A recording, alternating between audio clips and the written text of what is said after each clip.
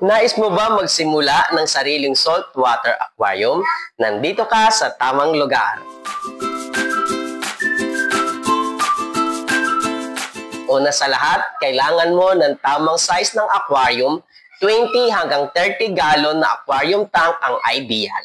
Mas madali itong alagaan at nai-stable agad ang kapaligiran sa iyong mga isda.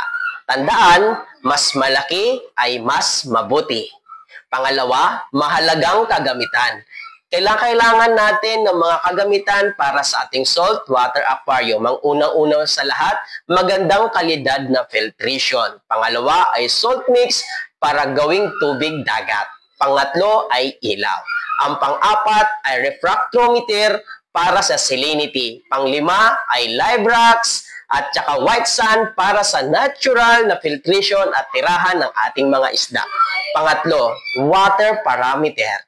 Regular na mag-test ng tubig sa salinity, 1 to 24 to 25 dapat ang salinity test natin.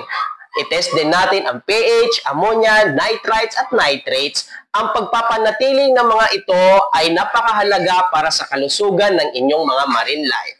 Pang-apat ay first fish. Ano ba dapat ang unang isda na alagaan natin? Magsimula sa mga matitibay na isda tulad ni clownfish o damselfish. Panglima, huwag kalimutan mag-water change. Okay yan, linisin ang mga filter at subaybayan ng inyong mga isda para sa anumang pagbabago o senyalis ng stress o sakit.